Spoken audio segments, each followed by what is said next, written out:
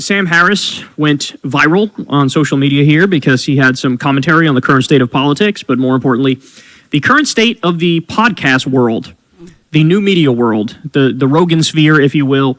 And he used to be, a regular sort of member of the Rogan sphere. He's been on the podcast probably double-digit times, right? Kind of similar to me. I wasn't on as much. All right, so you guys don't know, Kyle Kulinski has declared war on, Joe Rogan.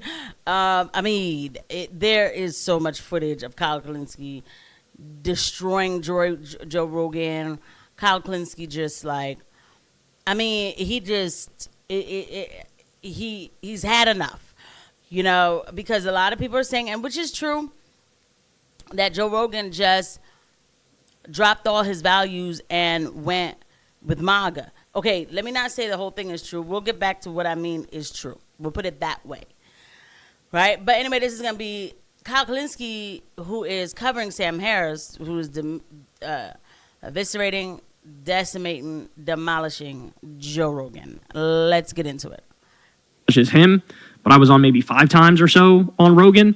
And man, he has some thoughts here. So let's listen and we'll break it down as we go. Joe is a genuinely good guy who wants good things for people, but he is honestly in over his head on so many topics of great consequence, right? When he brings someone on to just shoot the shit about, how the Holocaust is not what you think it was, right? Or he literally did that, by the way. Just so everybody knows, this is not hyperbolic, because you could hear Sam Harris say this and think like, oh, he's being hyperbolic.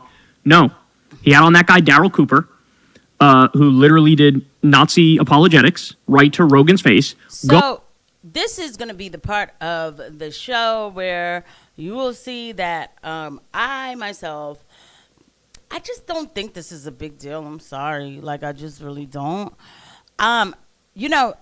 I guess I would call myself a classic liberal type of person, because at the end of the day, you could talk about whatever you want. And you could just talk about whatever you want, right? When it comes to this topic, it's one topic that nobody can ask any questions about. And I'm not going to shy away from doing this video, but, I was told as a black woman that, everybody went through slavery, right? These are the kind of things that I've had to, come to terms with, whatever you want to call it, with no, facts don't care about your feelings a whole bit. And that's fine. That's fine. Because I did dig into certain kind of history, and not everything is reported the way that they say it is. I'm sorry, I don't trust people. That doesn't mean events didn't happen, but there's always more to the story. It doesn't change events or the seriousness of events, but maybe I want to know the whole story. Go watch the video we did on that. We did a video on that. I think it was called the Nazi apologist experience or something like that with Joe Rogan, something like that. Go watch that video. He's literally talking to a guy who does exactly that. He talked to a guy who said Churchill was the chief villain of World War II. The chief. Can't stress that word enough. The chief villain of World War II. Huh? That's what the guy said, right? So this is the part where everybody gets on my nerves, because the right does this too. When it comes to freedom of speech, I don't think anybody really believes in it. I seriously am starting to think nobody believes in it. I'll let it play. By the way, guys, please don't forget to hit the like and subscribe button and the notification bell. Thank you to every eye that lands on these videos. Is there anybody worse? Let me think. Are there multiple people worse? Hitler, Mussolini, Emperor Hirohito, right? He's right. He's also right about Joe being in over his head. I consider that fucking patently obvious. When Joe has on a robber baron billionaire oligarch seemingly every month, and the oligarchs routinely lie to his face about the Consumer Financial Protection Bureau, which is basically the anti-scam police in our government. They've returned billions of dollars to Americans who were defrauded by big financial institutions. They're basically, if you get scammed, that's where you go. And they are wildly successful, and they're so easy to work with, right? That's who they are. Joe had on a bunch of billionaire robber barons who were like, bro, the CFPB thing, whatever it's called, bro, they messed me up, bro. They came after my buddy, dog. They really do fucked up shit. They oppress us, man.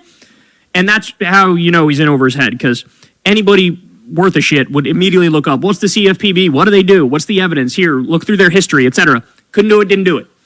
That's the problem. So I always catch these people. People blink all the time, and I'm just going to leave it there.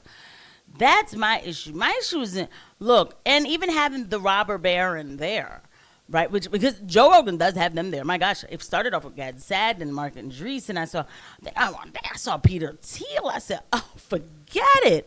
I said, what is?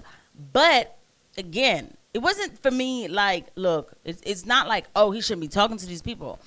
But it did feel like routine. And look, he also talks to other people, right? But it did feel like a little routine. Like, yo, what's up with all this CIA popping up on the show? But fine, you're going to have him on the show. I would talk to Peter Thiel for sure. But I would tell Peter Thiel, like, look, you already got my information. Like, you can find me if you want. I already know. I'm going to ask you the hard questions. So if you don't want to answer hard questions, that's why I won't have you on the show.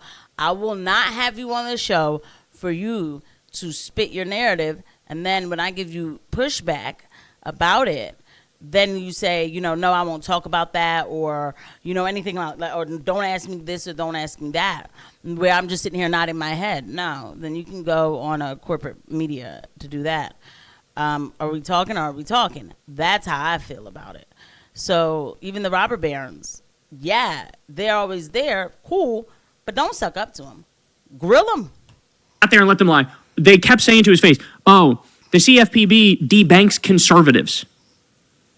Meanwhile, the reality is, not only do they not do that, they've protected people from being debanked.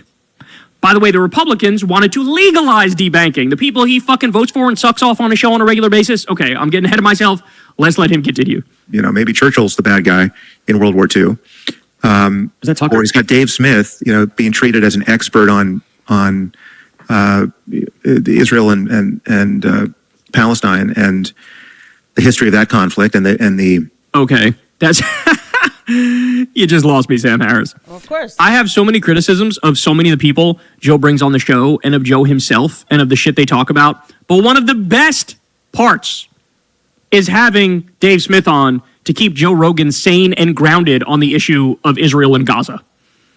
In fact, he handpicked probably the single best moments from the Joe Rogan experience within the past 2 years and said, that's the problem, bro.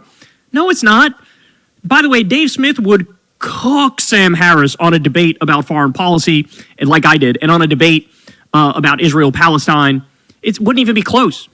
Look, Dave Smith is a libertarian. In my opinion, he's dead wrong on economic issues, right? But on foreign policy issues, depending on the one in question, he's a lot better than Sam Harris is. Sam Harris is an ardent Zionist and a neocon. Yeah, so that's the thing. So it's like now, that's the thing, right? Like, let's keep it. All right, are we having a conversation? Are we not having a conversation? Sam Harris does not want, they call it revisionist history. There's always a term and a label. Look, on this channel, we're going to have a real conversation. And there are some people who don't want you to look behind the curtain of anything. Sam Harris is one of these people. Too bad. Get a grip. Get a grip. But in the meantime, Kyle, you shouldn't be like that either. Furthermore, like this whole thing about, oh, they're non-pound, like, why are you labeling me? I'm just me. Maybe I want to know. What if I want to know the mindset of a German in 1935? Dennis Prager says there was no need to worry about what Germans were, NAZIs or not. They all were. You don't need to worry about what they were thinking back then, because they were all NAZIs. This is a whole race of people. Yeah. Anyway, so, but yeah, Sam Harris, you notice he doesn't go after Trump anymore because, well, Trump is going to give the West Bank to Israel and all of that. He doesn't go after Trump anymore. But he says to Joe Rogan, you can't talk to certain people who are going to revise history or talk to people who are going to make Americans wake up to the fact that we shouldn't be funding wars. We just dropped off another 30,000 soldiers in the Middle East. Why? I'll let this play for a little longer. So, I mean, it'd be good to see them debate it, but clearly he looks down on Dave Smith. Bro, I can't talk to Dave Smith, bro. Dave is right on Israel and Gaza. You are wrong. You are monstrously wrong. So he lost me here. Emergency that came to the world's attention on October 7th, and what is appropriate to think in the aftermath of all of that, right? Dave Smith is the only reason why anyone knows what Dave Smith thinks about any of this is very likely because Joe had him on multiple times to talk about it, right? Yeah, he's one of the least bad of the people that Joe has propped up. That's what I would say. Again, I would disagree vehemently with Dave Smith on like 50 to 60% of political issues, but on the other 40, he's just leagues better than almost anybody he has on his shitty fucking podcast now. He's a pure misinformation artist. And No, that's you. On the issue of Israel and Gaza, that's you. This is Mr. like, bro, the fucking Muslim birth rates are too high, bro, and the West is falling, bro. Like, yeah, you did your whole fucking fear-mongering over Muslims for a fucking decade now. People are past it. And, on top of many others. And when Joe talks to someone like Trump or Tucker Carlson or, any of these other guys who lie as freely as they breathe and doesn't push back against any of their lies. In fact, in Trump's case, really fairly energetically helped put his lies into the most plausible possible shape. That is 100% correct. That's what we talked about. Go watch my segment. I covered his talk with Trump. It's like, pick any asshole mainstream media journalist. They have done a better interview with Trump than Joe Rogan did. Joe Rogan sat there and took it. When Trump said about Hillary, I never said lock her up. I never said lock her up. People in the audience would say lock her up, and I'd say, oh, I don't know about that. Seems a little much. And Joe sat there. He didn't respond. He said, hold on. Wait a second. Jamie, pull that up. Like, see if there's fucking a compilation of it. Because we played the compilations on the show. He said it a gazillion fucking times. He said lock her up countless. It was like one of his campaign slogans. There was like MAGA and drain the swamp and then lock. Yeah, actually, so the thing is like it was the people behind him who were saying it or whatever. They were never going to lock up Hillary Clinton. Please, are you kidding me? Because then they'd have to go back and lock up people, that were behind her. Like, ain't nobody getting in trouble, okay? Like, stop. All right? Like, because I don't even know why Democrats, progressives, bring up this point as if locking her up wouldn't be a bad thing.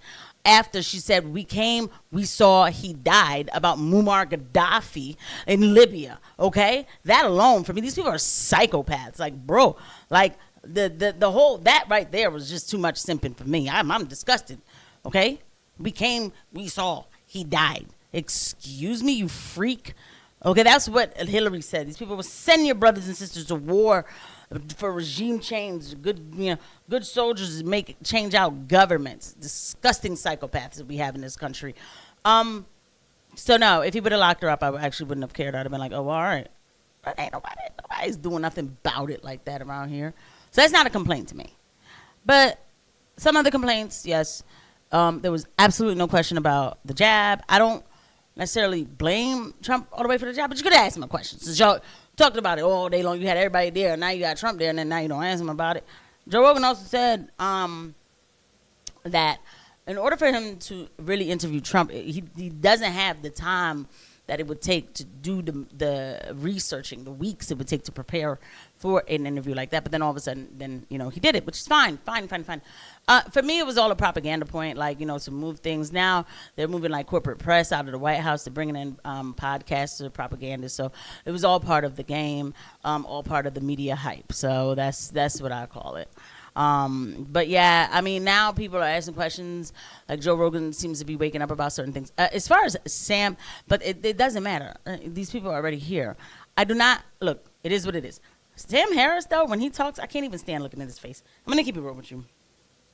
I think he is a disgusting human being. There's something about that creature. I'll see you guys at the next one.